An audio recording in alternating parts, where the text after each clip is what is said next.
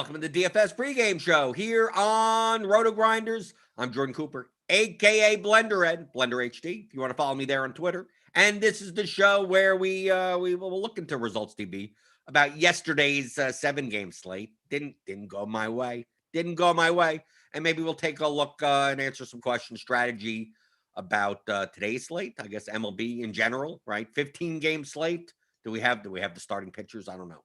I don't even know. We have a Coors game, and DK forgot that it's going to be in Coors, so those prices are way too low for Cubs versus Rockies. The Yankees are once again one of the highest team totals on the slate, and let's see if they fail again. But I'll answer anything. MLB strategy questions or anything, DFS, anything. Doesn't matter. That's what we do. It's the DFS pregame show. I see you guys in the YouTube chat. Suki Singh, Jacob Wincoop, Jerome Lewis, Daniel Hutchins, Jamie Burkhart, Doug Montgomery, Brian Seacard fan, Dwayne Bones, Rob F., Julian Wilson, Shane Newman. I see you guys. Give me those thumbs up. Thummy thumbs. Give me the thummy thumbs first thing in the morning. Hit the subscribe button if you're new here. Hit the notification bell to know when we go live. Shannon Lampert. Same thing for me. In one of my best lineups, I had Mancini over Mountcastle, right? They got to make one of those guys first base outfield, right? Make Mountcastle first base. Didn't they used to be that? On DraftKings, you can't play Mancini and Mountcastle together ever. So you always have to choose. Do you play the high price one or the low price one? You always get it wrong, right? You always seem to get it wrong. I had some Mountcastle lineups. I had the right teams, but I didn't have the right lineups, right?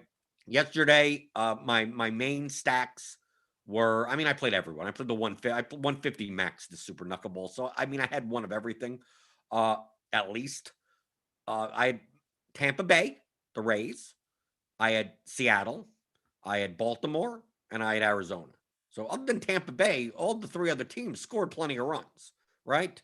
And now it didn't mean I didn't have any Yankees, right? I still had plenty of the Yankees, right? They didn't do anything, right? It was hard to make lineups that had like those types of stacks. Like Tampa Bay was expensive, but without like spending all your money. The thing yesterday is that like Judge, the Yankees didn't do anything, right?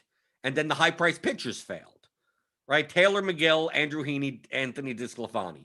48%, 34%, 30% owned, 7, 5, and 6. Okay, right? I was over on Luzardo. I was over on Josiah Gray, but he only had 9 points. I was over on Lauer. Not that much. He had 18, so he was fine, right? I was over on Widener. What did Widener end up putting up? He did better than the other pitchers. 8. Okay.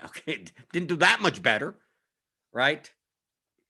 So I was playing a lot of lineups where like the problem was like my Baltimore lineups had Taylor McGill in it, right? Like Heaney wouldn't be in a Baltimore lineup. I didn't play any DeSclafani, right? I didn't play any because I was playing a lot of Diamondbacks, so I wasn't playing DeSclafani. And you could see here, mostly across the board, he was 30% owned. I knew he was going to be that owned because the ownership came out after the early games. And Lauer was like 10%, and Heaney was only 34. I thought he would be 50. And I'm like, where did all this ownership go? Well, it went to Anthony DeSclafani, who did fine the first 2 or 3 innings, and then blew up in the 4th inning, and he's done. And he's done, and that's it. I didn't expect Flexen to have a big game, but apparently he did, right?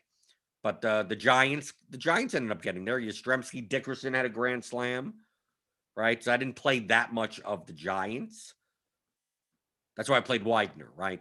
For the main reason. Because the pitching sucked yesterday, right? But you can see here the highest owned players, other than Yastrzemski, like all single digit, all nothing. Crawford 7, Judge 0, Rizzo 4, Bryant 7, Gallo 7, Toro 6. Toro was that, wow. 18% owned for Toro. Colton Wong 7, Stanton 2, Odor 0, Heim 0. I don't know why he was 15% on because he was cheap in batting cleanup, right? Adames, even for Milwaukee, 14%. Nothing at all, right? The problem was, like, Brandon Lowe. Yeah, great. 2 points. So that was the problem. Like, I was stuck. I had lineups. I was playing 5X lineups, and I would have done like, yeah, I have the right style. I have Seattle. Okay, good. I got Ty France. I got Haniger. I got Fraley in it, and then like in that lineup, I have like Willie Adames at shortstop or something, right? Or I have Rizzo at first base, and it's like, okay, well that lineup's there. And then I have it's McGill and it's Heaney and Luzardo. It's like, okay, well that ain't winning. That ain't going anywhere. So that was so many of my lineups. So many of my good by Baltimore, Seattle lineups, and Arizona because they were all cheap. So you're going to pay up. I have Lauer. Okay, fine. I have Lauer and McGill, 7 points, sitting there with like hello, and then a one-off Brandon Lowe at second base, nothing, right? 2 points, right? I have a one-off, whatever. Whatever. I take a look at this. I said, yeah, I have plenty of like Urias. I had the Baltimore guys. I didn't have enough of Mullins though, right? Because he was the most expensive guy in the Baltimore stack. But I didn't have any of Chris Rodriguez. Apparently, I was the one that did most of the other than Giant Squid. I mean, everyone I see here, at least that I put up, it was over on him. Or where did people go with pitcher? I mean, I was on point with DeSclafani. We could see Neil went under on McGill and just had a swath of just like other basically got different at pitcher, right? So go way under in the top 2 on pitchers and then just get a good combination of all of them, but still no Flexen. Flexen was the highest scoring pitcher and like barely anyone. Giant Squid had a bunch of Widener. Okay, so there was more Widener ownership than for sharper players, I guess, than Flexen. Even Jorge Lopez, right? 19, right? Because the Yankees, what, 2 hits? But the Yankees have 2 hits and a bunch of walks. Something that was horrible. No, I was under on the Yankees. I was under on the Yankees and the Giants. I was about even the field with the Brewers. But still, I still had plenty of them as one-off, as well, because they projected the best, right? Against Jorge Lopez at Yankee Stadium. So I'd play a Seattle stack, but then end up having, Joey Gallo in that lineup because, like, if you're paying down at pitcher, if you're not playing McGill or DeSclafani, like, you have the money, right? That's why I had 28% Shohei Ohtani. I thought he was a good play. Is he even in here? I don't even know. He should be in it. There was a whole thing yesterday. They had to add him to the player pool because they forgot. So he's not even showing up here. Yeah, like 28% Ohtani. Because how else, unless you're playing the Yankees, unless you're playing Juan Soto, unless you're playing Bryce Harper, I mean, where are you paying up? That's why I had plenty of Brandon Crawford, right? Because like, and I'm still setting it so that like I could leave 1,000 on the table still. So it's not like it's forcing it in. But that was the problem. It's like if you left 3,000 on the table, you could have made a lineup, right? I mean, if we take a look at the winners, let's see, Mac 1,200 on the table for the winner, which is just a mess. Good luck with this long term, right? Just pick out 8 guys, just a random 8 guys, and just okay, you got there. Lewis Brinson at less than 1% ownership is a one-off. Okay, good luck with that. Let's see, Shaky, who's this guy? Right, Seattle, Baltimore. Okay, this makes sense with San Francisco in there. Salary remaining 0. Okay, so okay. Here's salary remaining 0, salary remaining 200, salary remaining 100, 500, salary remaining 4,300. Right, in order to make this Baltimore, 4-2 something, whatever. Luzardo and Gray. Right, 4,300 on the table. Giant Squids lineup over here. It is 2,400 on the table. Baltimore, Philadelphia. Even playing Lauer, but then you played the cheap Jorge Lopez. A Hubbard's best lineup, left 400 on the table. Baltimore, 5-man Baltimore. And then 3 one-offs. It looked very similar. These are what my lineups kind of look like. Right? Just didn't have enough Mullins. I still had some Mullins in Baltimore stacks. But this is what my lineups look like. Well, let's see RBX. Yeah, this is kind of what, like, yeah, right. I bet you're stuck with the 7-point McGill. Right, you're stuck. You're nerdy tenor. Right, Daniel's in the chat. 5-man San Francisco and two Baltimore, one Philadelphia. And I at least got a decent amount of pitcher. But still, this is still not enough. Not enough to win. So yeah, I had a lot of lineups that look more like that. I mean, worse, obviously. It's not even showing up here, right? It's worse than that. What are my best lineup? Do I should be in here, right? Yeah, 345th place, right?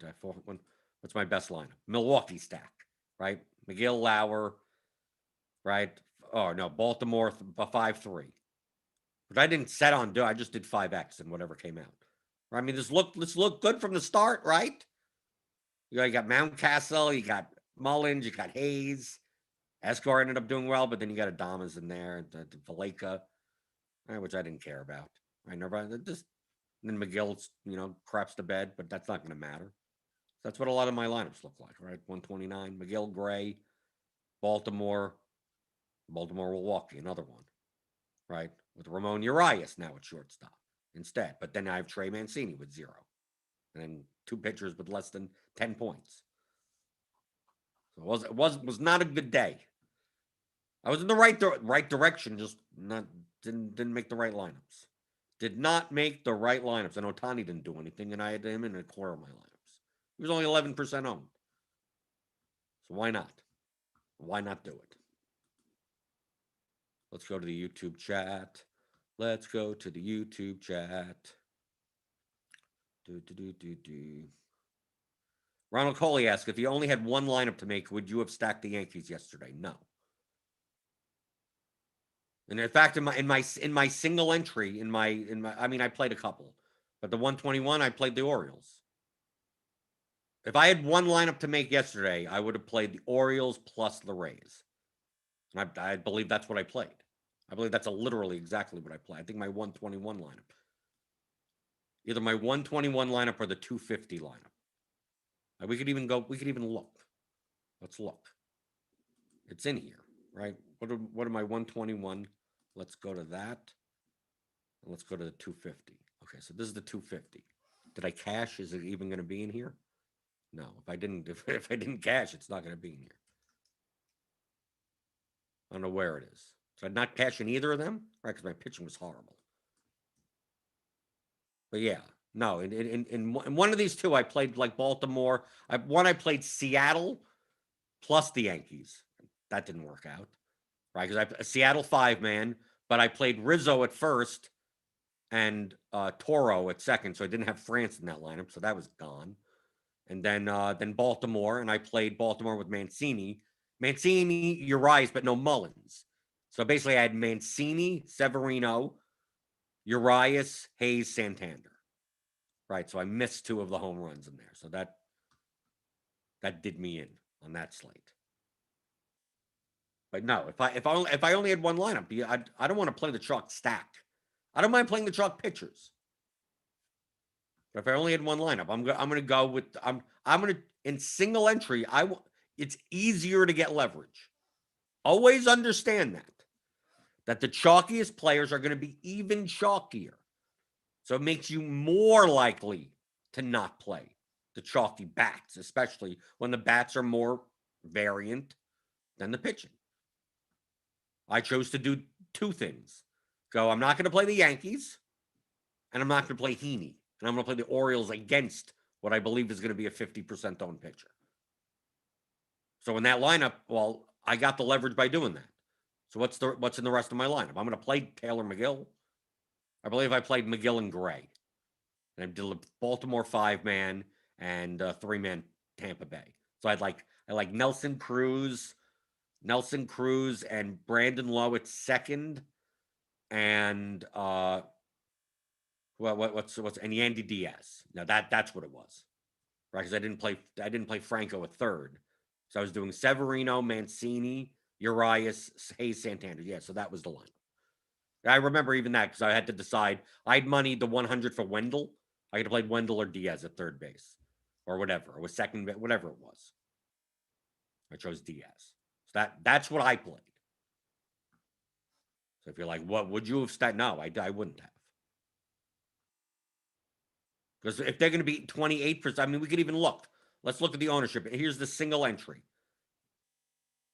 We could go back to this. Like you could look at this stuff. You could do this in Results DB. Results DB is free.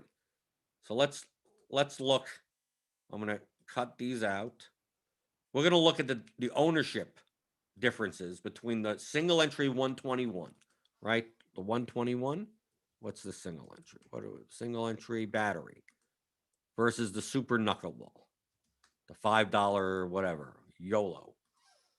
I mean, look at the differences. Brandon Crawford in the single entry was 51% owned.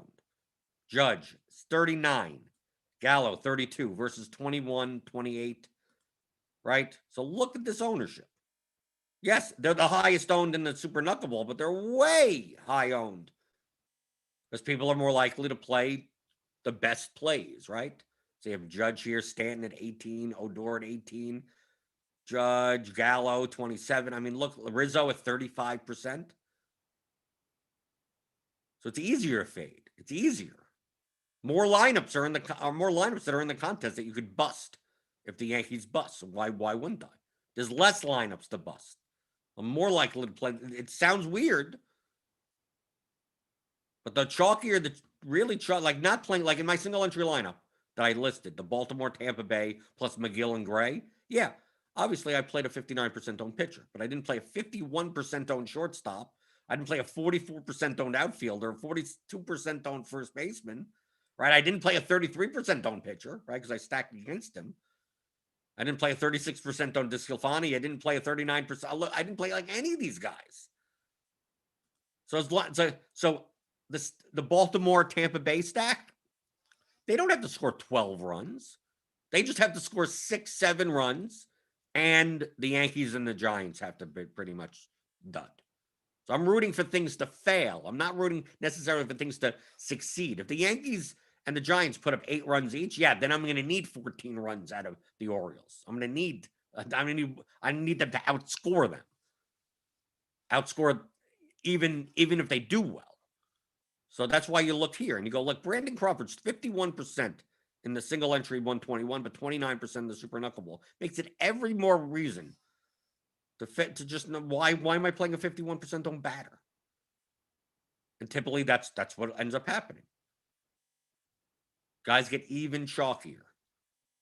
So you should be more inclined to not play the chalk. When the chalk hits you dead, of course. Sure, yeah, because more lineups have them.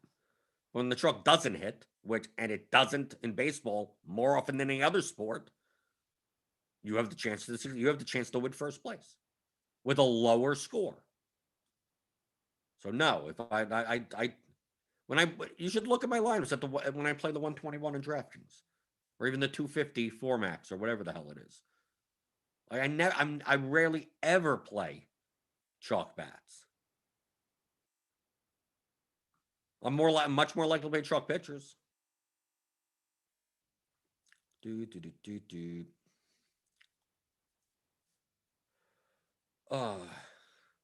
Steele, I played 5 lineups and had 100% McGill and Heaney. Was that bad process or bad act? They were the 2 best projected pitchers from a median perspective. Now, if you played McGill and Heaney and you also played Yankees and Giants, then why are you playing such a chalky lineup?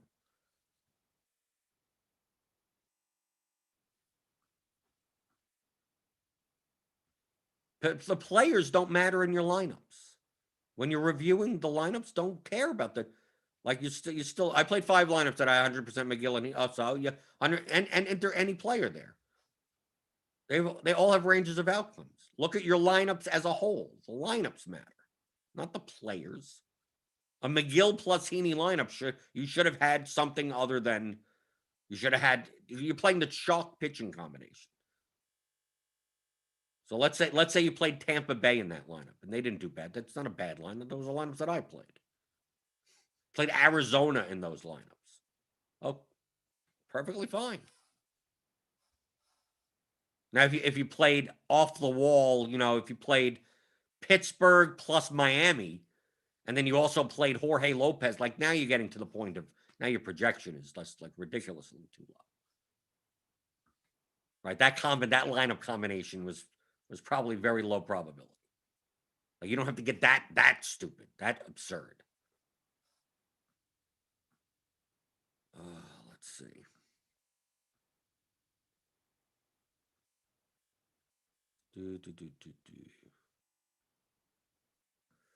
Going through. People are talking amongst themselves.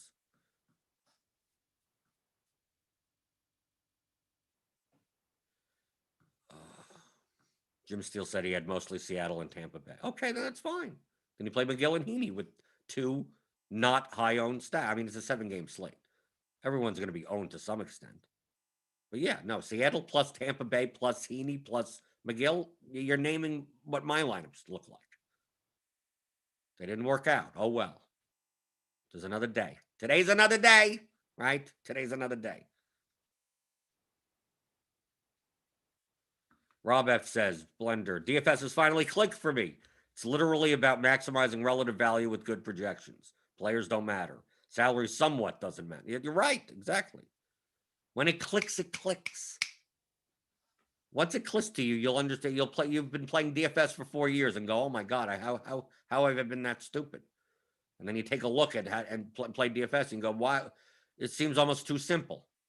And then you look at other people's questions and go, "How could they be so stupid?" Right? That's what happens. You realize, oh, everything I've ever asked for the past 4 years didn't matter at all. It doesn't even matter. I don't even know why I was worried about it.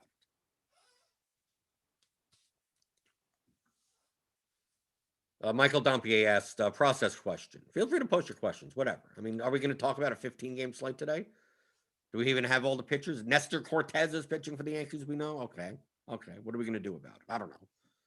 We have 30 lineups to go through. The starting lineups, who knows what's going to happen? Process question from Dompier. Let's see. Let's say you have a 10-game slate. The Yankees are showing as 20% likely to win, but 18% owned. What do you do with that information? Well, it just means that the Yankees are slightly underowned. That's it. They're just slightly underowned, which means they will provide slight amount of relative value to your lineups. That's it. That's all it does. If they're wildly overowned, that means if you do play them in your lineup, you're going to not need to get weird, much weirder elsewhere. But if they're about efficiently owned, then you could play them in with whatever. You're going to have to find leverage somewhere. You got a little with the Yankees. They're 20% likely to win, but 18% owned. But of course, these are averages. Because remember, like you could play, if they're chalky, you could play, and playing Brett Gardner instead of Aaron Judge yesterday lowers the ownership of your lineup dramatically. And you're still playing a 5-man Yankees stack, right? Just that obviously Brett Gardner projects nowhere near what Aaron Judge projects, right? So you can take a look at the Yankees lineup and you go, oh, they're going to be too owned. Well, who says you have to play Judge? Who says you have to play Rizzo? Let's say you play the bottom of the order. I mean, you could do that. It's still the Yankees. So you can't just go by, well, the Yankees have a 20%. Well, the Yankees best 5-man, the best 4-man. But now we got 3 outfielders here, right? I mean, now we don't have that many slots to put people in. Let's say instead of playing Judge or Rizzo, you play Stanton, Gallo, Sanchez, Torres, Odor. That doesn't sound all that bad, right? I mean, a ton of strikeouts. I mean, the whole lineup has a ton of strikeouts in it. But it's quite possible that the Torres, Odor, Sanchez aren't as owned as Rizzo, Judge, and Stanton and Gallo. So you decrease the ownership. So now your ownership goes down, and now you're still playing the Yankees. You could do that.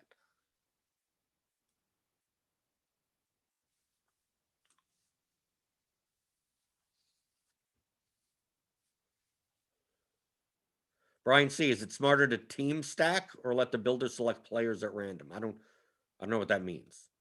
Obviously, don't just pick random bats, just one-offs. I typically play teams. I don't care what.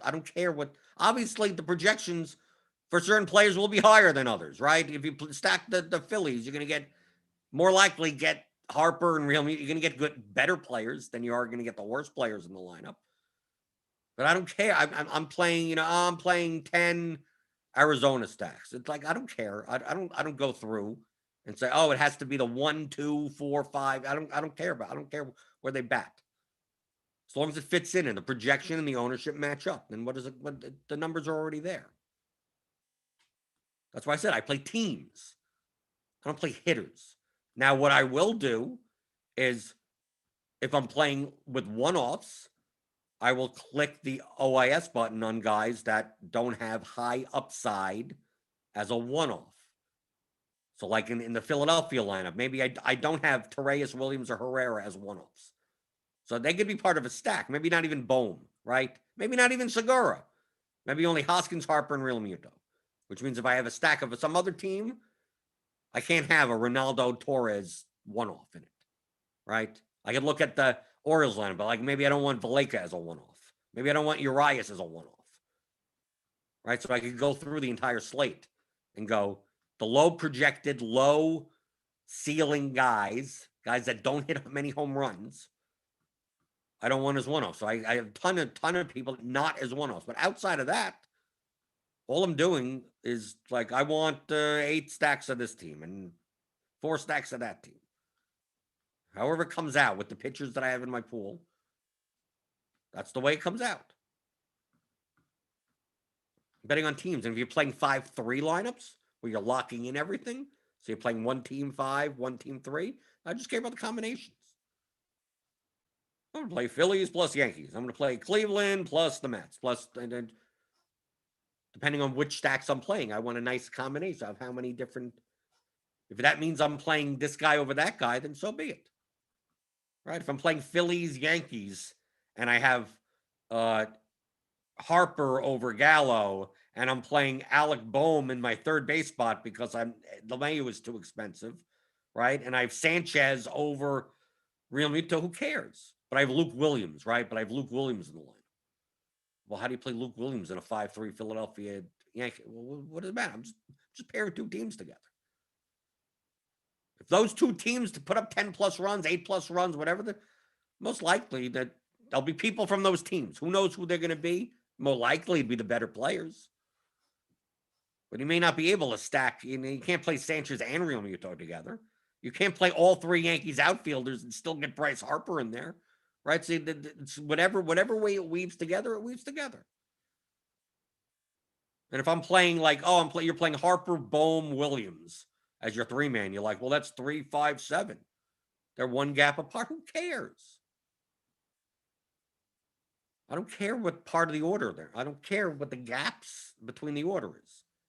If I'm playing the Yankees, you're playing 2, 3, 5, 6, 8, and you're skipping Stanton. So look at the Baltimore. Look at the Orioles yesterday. Like everyone did well, and Mancini's sitting there like 0 for a million, right? I mean, like, so who cares? If you had 1, 2, 4, 4, 6, right? Yesterday, pretty much. If you had 1, 2, 4, 6, you were gold for Baltimore. And probably 5, right? You got 9 points. Santander got a couple of points. You're like, well, it skips the 3rd spot. How could I skip Mancini? Look, we're going to have to skip one of these guys. They're both first base eligible. On FanDuel, you don't have to, right? Because you have a utility spot. So don't worry about the batting orders. The projections already take into account the plate appearance expectation.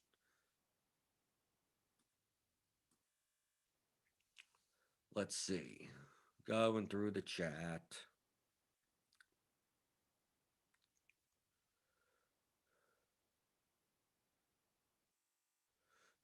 Let's see. Uncrabby Cabby. Using lineup HQ, if I want 100 lineups using one team 50% primary and the other team 50% secondary, what's the best way to do it? Trying to increase your stack combos. I don't know why are you playing that much? I don't understand I don't understand what's the best way. The best way to do it is exactly what you're showing. You want to use 150% and the other 50, then put 50s into both columns. I don't understand what's so difficult. Right? You choose your quick stacks, whatever. I want 50% Philadelphia primaries and 50% whatever. I mean, you could do that. I don't understand the question because that's exactly what you do. You'd have to fill out the rest. You have to equal 100. Because it's going to try to make as much as it can of other things if they're set at 0. So if you want to eat, that's pretty big. I want 10 of this, 10 of that, right? Whatever. And fill it out so these come out to at least 100. And then it'll make them. On a 15-game slate, if you're making 50 of one and 50 other, I mean, you're really getting narrow with your diversity. You're not getting very diverse with your lineups. Obviously, set unique players for like one.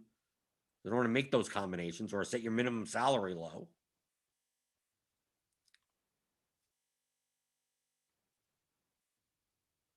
Danny Lewis, Jordan, relatively speaking, how much do you consider NL versus AL in terms of more at bats late in the game? I don't at all. I don't consider that whatsoever.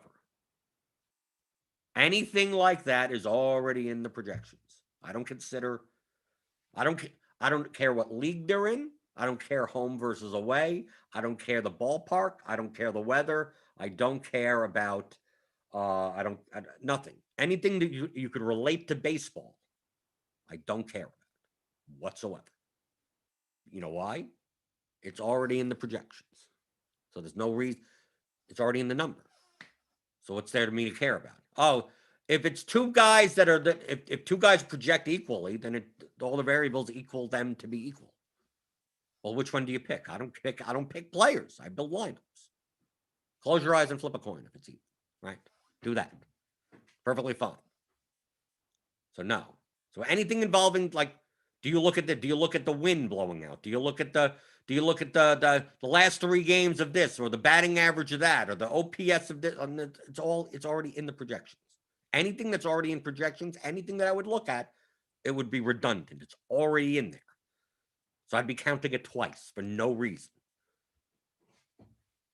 So that's why I don't even, most of the time I don't even know what's going on, right?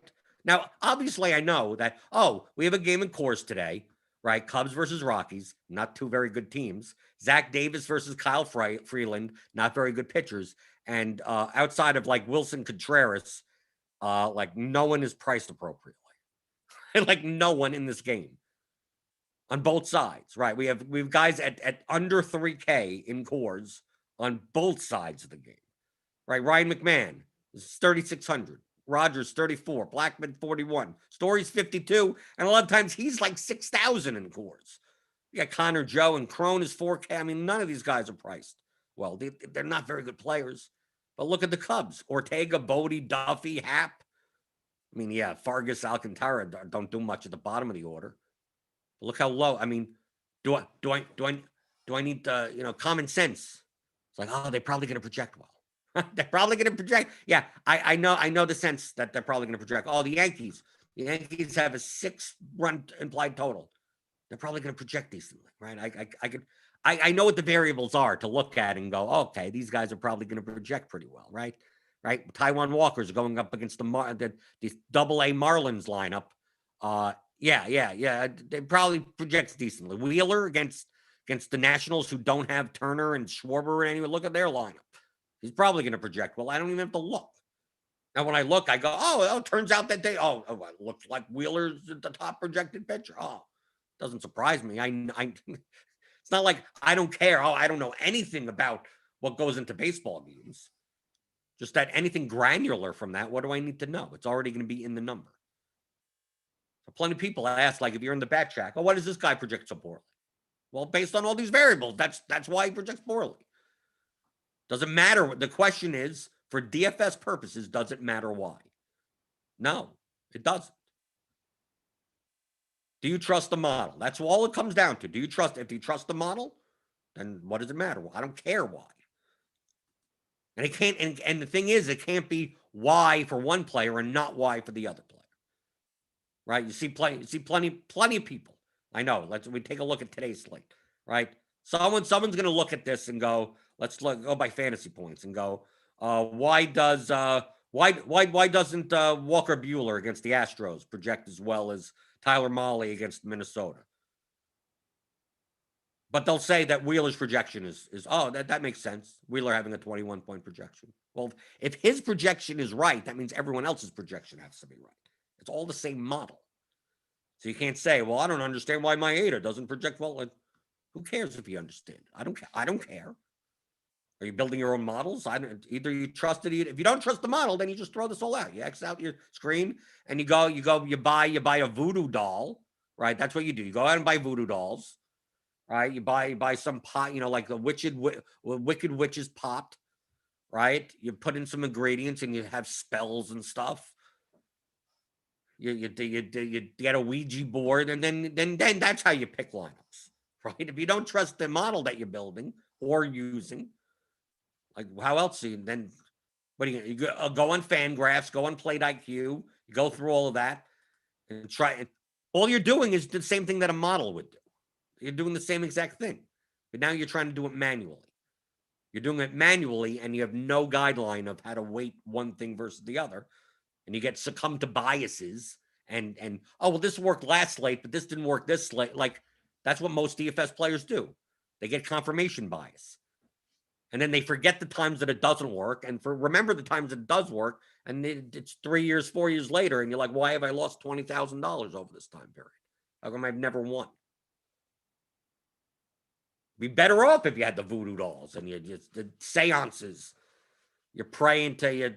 Well, if I turn to the left on Tuesdays, that means it's coming to me. Someone with a C in the beginning of their name, and he said, oh, "Okay, I got to play Dylan Cease today because it came to me in a dream." That's going to be just as successful. I mean, like you may be laughing there. It's probably just as successful to do it that way versus trying to go through and trying to pick out and get your own biases on variables and not just build a model or use a model. We have Plate IQ projections. Sign up for RotoGrinders Premium. Get $10 off your first month by clicking on the link in the description. Or you get the back. Or you build your own model. Or something that's not biased. So if you agree with, oh, I understand why Manaya is projected so well, then you have to agree with all of it. It'll be like, well, it's running the same type of process on everyone, on everything, right? You go to the hitters and you go, okay, why does Aaron Judge project so well against the Orioles lefty in Yankee Stadium? Well, I mean, that's common sense. He's also going to be one of the highest owned players. Yeah, okay, I get it. Why do the Rockies and the Cubs project well? Yeah, because they're playing Coors. Obviously. Does it mean that they're going to succeed? No, it just means obviously the range of outcomes is going to be better. That's it. But everything's already in the number. If an umpire changes, right? Umpire change, weather changes, this will be updated. That's what the bat does. So we see an update, 1028, right? If I update this again, there's probably no update. There's nothing's changed. Nothing. I don't think anything could have possibly changed. You go up to 1128. There's someone's for okay. We added Judge to the player pool. Right, Judge is still 1125. Right, everything's 2150. Yeah, nothing really has changed. It's not going to change that dramatically, right? The only time things may change a little bit more dramatically, a pitcher, if like someone's out of the lineup. Right, like if Soto doesn't play today, this Wheeler projection may go up by 2 points. And if for some odd reason they had a better lineup, this projection would go down. Right? I assume Walker Buehler projects much lower, even at 10.9 Ks, because the Astros are not a bad hitting team. That's what I would assume, right? That common sense. But you take Altuve, you take Alvarez, you take some of those guys out of the lineup, Walker Buehler may go up to 21 points. May. But it's already being accounted for. That's why you could have an MLB DFS process that's 15 minutes. The lineups, if you're especially if you're hand built, if you're not doing 100+ lineups like I do, and you're weighing how much of this thing should I have and how much for that thing that I have, and so you don't go broke in the process of playing 150 lineups. That's what takes most of the time. If you're just building one lineup, if you're building 3 lineups, 5 lineups, something like that, I don't see how it should take more than, you could show up for a slate. The slate is 7:05 p.m. Eastern. You can know nothing about what's going on for the slate, nothing, and show up at 6:45 and build 3 lineups. There's no reason you can't. There's no reason whatsoever. Not knowing nothing. You don't know how many teams are on the slate. You don't know who's pitching. Just all you do is show up to lineup HQ with the projections at 6:45. You look at the ownership, you look at the projections, you go, I think this team, maybe you look at the stack projections, because it's one-stop shop view, right? You look at the ownership between, you go, oh, okay, this team is going to be owned and over, which team is going to be over-owned, which team is going to be under-owned. You look at slate IQ, you go, okay, well, so many people are going to be on this and not on that, and then you make your decisions.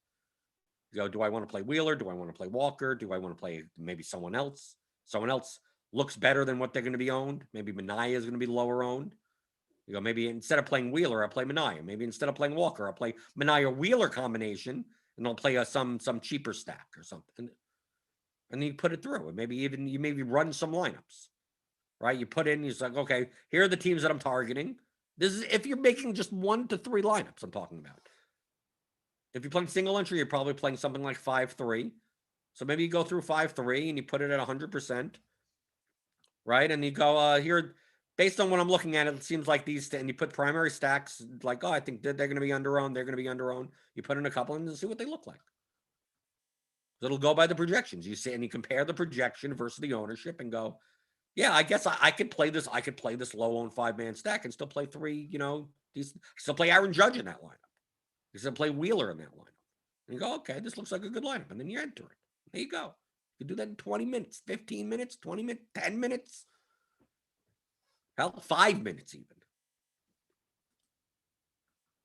You don't need to spend all day looking at stuff that's already included in the projections.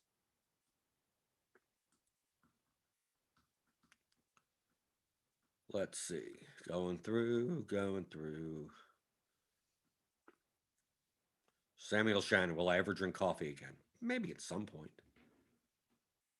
The only reason I don't is because it upsets my stomach. It long-term upsets my stomach. It causes me to poop more than I already do. I already poop a lot. So no. So the last time I had an IBD attack, that was like a year and a half ago. I just said, screw it. I'm not drinking coffee anymore.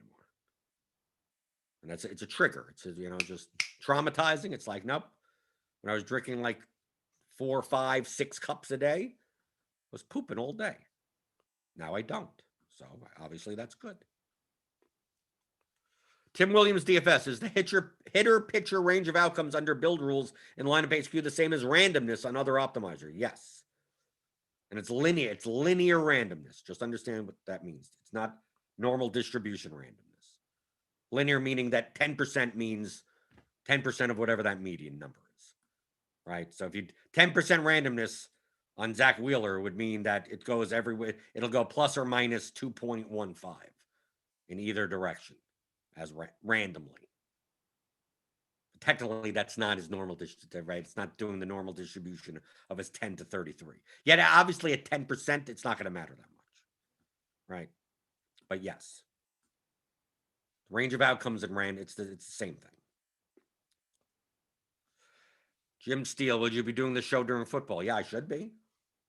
The show goes on Monday through Friday, as long as I'm not on vacation or something, or it's not preemptive for like another show or something, which typically I'd be on anyway, right? Like Thursdays this month, like crunch. It'll be like a crunch time on Thursdays instead of this show, but I'll be there. I'll be here. It'll be me and someone else, and we'll, just like last week with Tuttle. But yeah, during football, we'll talk about whatever. It's the DFS pregame show. So during September, we'll be talking baseball and football, and then October, like basketball comes back, and like, look, on Friday I talked MMA. It could be whatever. That's why it's the DFS pregame show. It's not the MLB. It's whatever's going on. There are people that are like, oh, I'm looking for golf stuff. Okay, we can look at some golf stuff, even though I don't play that often. We could take a look at it. The strategies, the game theory and the strategies don't change sport to sport. It's all the same. Let's see.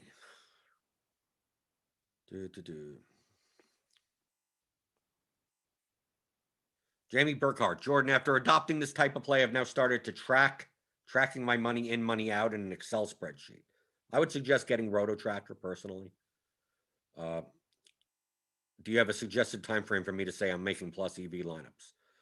Yeah, years. Really, it's hard to know. That's why comparing your lineups to in results DB, you're like, well, I made these types of lineups, and you see sharper players making those similar types of lineups. Okay, that's a signal, right? In RotoTracker, I like, if you're playing GPPs, I like looking at your finishing positions. This will load. Is RotoTracker down? What's going on? Is my internet? Let's see. No, this is pretty. No, not. Okay, maybe RotoTracker. Is RotoTracker down? So rarely ever down. But I've shown it before. The finishing position screens. Like how many lineups are you placing in the top 1% of GPPs? Your goal is to get more than your fair share in there. Now, whether or not you come in first or come in third or come in 10th or come in 27th, that's noise, right? Most of the time, like, oh, you're within 10 points of first place in an MLB GPP. Like that's a double and 2 RBIs or something. I mean, you can't control that, but you could build lineups that have the opportunity to win a lot. So you want to compare your top 1% to how many of your lineups you're placing in the top 1%. And typically, like if you're placing 1.2%, that's like break even. So the more than 1.2%, if you're placing 1.5% in the top 1%, okay, then maybe you just haven't hit something yet. Like your goal is not to judge. Like it's hard to judge the exact EV of lineups unless you have you have very accurate projections, run the ownership, and do like a lot of simulations. I mean, you can do that. I judge my skill primarily by how many lineups can I place in the top 1%, top 0.5%, top 0.1%. Because that's your goal. That's where all the money is in these GPPs. So that's what I'm looking for. So like this year in baseball, I've had 17 top 20 finishes, top 20, and like 1 second place, and then like a 5th place, and a whole bunch of like 8th, 9th, 12th, like that type of thing. So, and it's not been profitable, even with that. Like I need to hit, it has to go higher. But then I look and I'm like, if I'm getting 1.8% of my lineups in the top 1%, like what? It just came down to, the lineup that came in 9th. You run the slate over, and I come in first place for $30,000-$40,000. Right? Like one of those could have gone my way, and it just didn't. But like, what am I supposed to do? Not make the lineups that make the top 20? I mean, of course, that's what my aim is. It hasn't gone my way. And then sometimes you have the opposite. Sometimes you look and you're like, well, I won a tournament for $100,000. And you look and your top 1% rate is like 0.6, right? You're way under. And it's like, no, you got lucky. Now you're playing bad and you got lucky, right? If you're placing 2% of your lineups in the top 1% and you're losing money, now you're getting unlucky. So that's a good way to judge it by. But you need large sample sizes for this. The larger and larger the sample size gets, the more and more confident you could be. That's a better way of putting it. So there's no like, when do you get to a certain point where now you could judge, like there? Truthfully, I don't think there is one. I don't think you could play possibly long enough for that to exist. But as it gets large, like a 1-month sample size is nothing. I mean, that is nothing. But it's still better than a 1-week sample size, right? So you think in those terms. Don't think of what do you need. Just think as, well, I'm going to track it for a week. It's like, well, a week is nothing. Well, it's still better than a day, right? I'm going to track it for a month, which is nothing. But it's still better than a week and better than a day. I'm going to track it for 3 months, which is still nothing, right? It's still virtually no sample size in the grand scheme of especially large field GPPs, but still better than a month. I'm going to track it for a year. You know how much that is? That's nothing. It's nothing. It's nothing. 1 year? What are you talking about? 150, 180 slates, 200 slates? You could be you could be completely down and be one of the best DFS players in the world, right? Or you could have binked 2 or 3 times and been one of the worst DFS players in the world over a year sample size. Okay? 2-year sample size, probably similar. The more, and then 3, 4, 5, it's still possible. It gets less and less possible, but even a 5-year sample size I've run simulations on like my own, like it's not a perfect methodology of doing it, of like my own results. I'm almost at my 6-year mark, almost. I've profited a little over $400,000 in 6 years. Remember, I'm a grinder. I'm a nit. I'm a grinder. So it goes up a little, goes big hit, and then it's just like I'm riding it, whatever. And of course, I'm not spending money on Ferraris or stuff like the money that I win doesn't go anywhere, right? I'm not a big spender on stuff. I save, I invest. I invest in myself. I put money in the stock market. I'm fine. But over that 6-year, almost 6-year period, I made 400,000 based on the variance of these sports, the same lineups, the same things that I did. If I just go by like finishing percentage type of thing, I could be up almost $1.2 million. I could have been. I could also have been down a $500,000. Okay, same lineups, same everything, right? So that in a 5+ year sample size, that's the variance of 5 years worth of playing, like not just like off and on, but like every day, multiple sports, multiple sites. That's the range of outcomes over a 5-year period. So I could be sitting here right now saying, hey, I'm down $500,000. Why don't you listen to me? And I would have still made the same lineups for the past 5.5 years. But you'd look at me and you go, why should we listen to you, dude? You're down $500,000. Well, I'm playing the same way that I played. That my range of outcomes, my median is like at that. My median is like 600,000. Right? I'm more unlucky than I've been based on what I've been playing. So actually being up 400,000 over a 5.5 year period, I'm underachieving. But that could have easily been I could be down. I'd be doing the same exact thing. So understand how wide this range is. So you could dupe yourself easily into thinking you're a good player by getting lucky early. You could also dupe yourself into thinking you're a horrible player when I've been playing for 2 years and I'm down money. I'm doing exactly what you've been. I've learned. I've experimented. I'm building similar lineups. I'm doing. How come nothing's working? Like, and you look and you see your top 1% finishing rate is like 2.2%, and you're down money. It's like, wow, you've gotten really unlucky, and it's completely possible. Let's see. Any other questions before we get out of here?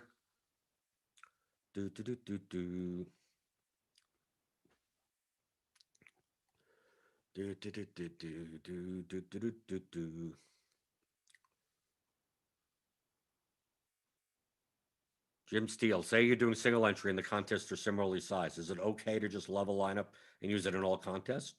I mean, of course it's okay. It's just higher variance. Most of those single entry contests are going to be correlated with each other. So wherever you place in one, you're going to place in the others.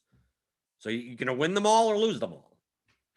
So it's not as diverse. Me personally, I would reduce my variance and play different lineups into different contests, looking to win one of them.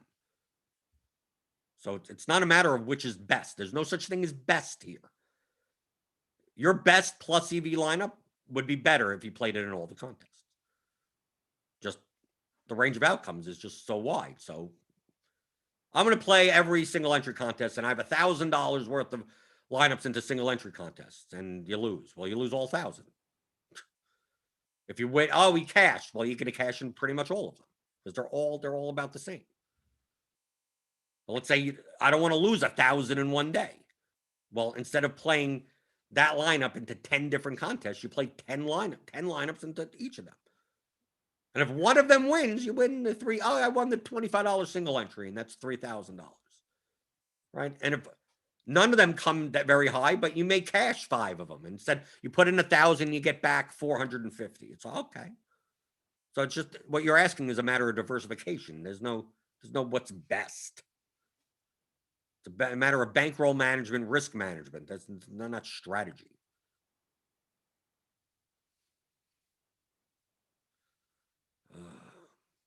Brian C. What time does the projected ownership come out? It depends on the day. Depends on when they run it. Obviously, the more lineups that are out, the more accurate it's going to be.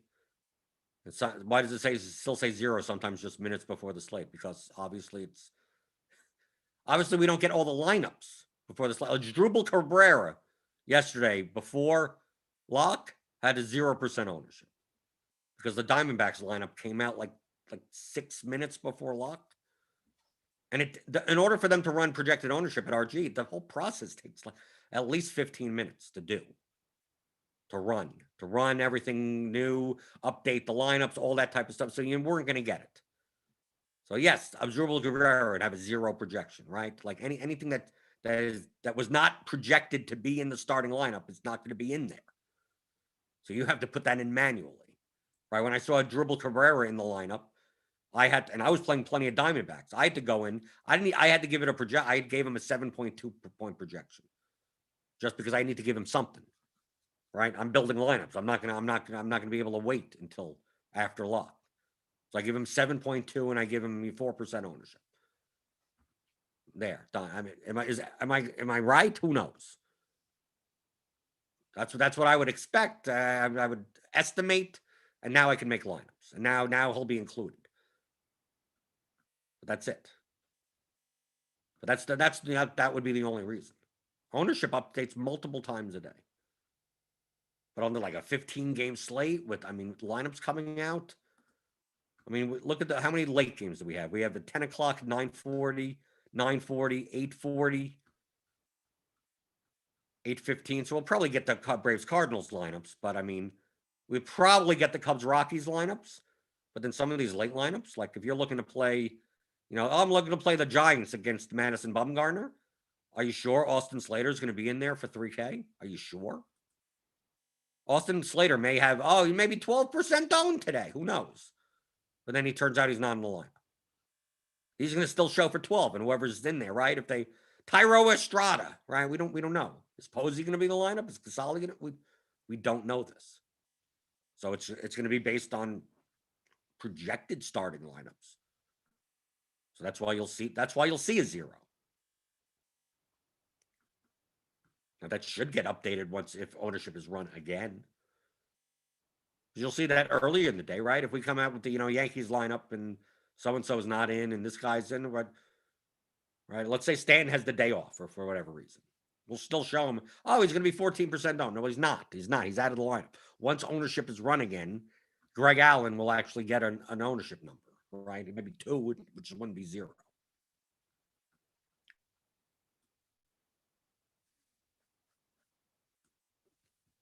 Max Coach 1, the guy who won last night, is thinking that he has a whole new career. Goodbye 100K. But that's what we want, right? We want that. You should truthfully, for these large field contests, you should always root for single bullets, those types of people. You don't want to root for 150 guys. You're not going to get that money back. You want to root for someone to win 100,000, picking off just like 1, 2, like it literally. It's 8 one-offs in this lineup. Like you want this guy to have the money, right? You want them to. You don't want him to. You don't want the person to withdraw it all. It's like, okay, I hope I see this person in other contests. Just random one-offs, just whatever. Just throw whatever it sticks together and see what happens. You're going to go through a lot of money that way. That's what you want. Whenever I see single bulls, whenever I see these types of lineups, that's what you want. That you don't want.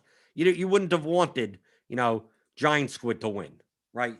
You're not getting the money back from Giant Squid. You don't want a Hub Row to win, right? Building good lineups. You're not gonna. All that's gonna do is okay. Now the good players have even more money, and the bad players have even less money. You don't want the bad players to go broke that quickly. So you root for that. I root for this. I can't believe some donkey won. Well, no, that's good. Just very similar to poker. I never tilted at the table over a bad over that type of thing. I tilted over bad etiquette, right? There was some schmucks at the table. Like I'd complain about that. Someone beat me, like, oh, they're playing badly. Good, nice hand. I want them to stay. I want them to constantly play. You can play that badly. I'm going to have the money at the end of it. Maybe not today. Maybe not tomorrow. You keep on coming back. I'm gonna have everything in your stack and then some, over and over again. So that's fine. So if it wasn't for the fact that lineups like this could win, these lineups could never win, then bad players would go broke too quickly. The fact that you could pick 8 one-offs and get lucky and someone, okay. It's not like it's always the same person, right? When people say this, oh, this person picked a home run hunted and he got there. Well, he did. Can he do it again? No, it's never the same, but the process doesn't work. If you did this every day, you'd be broke by the end of it. If you did 150 lineups like this, if he took the 100,000 into 100, he'd be broke by the end of the month. Yeah, he hit once. Great. You'll hit once in a blue moon. You have to get the right one. It's not just the construct. You have to get the right ones. There's a reason why you don't see sharper players that build lineups like this. It's unprofitable to do so. But it doesn't mean he can't win.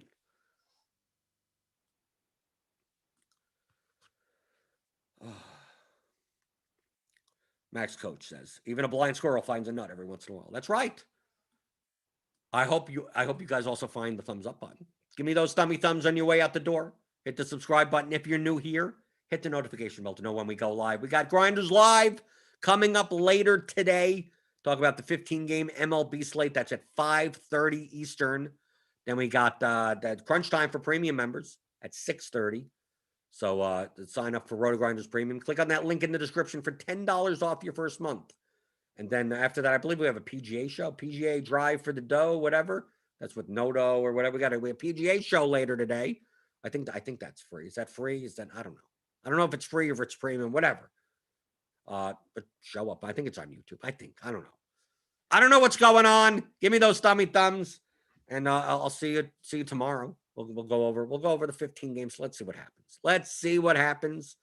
Because I'm here to answer your DFS strategy questions as always, Monday through Friday, 11 o'clock Eastern, on the DFS pregame show on RotoGrinders.com.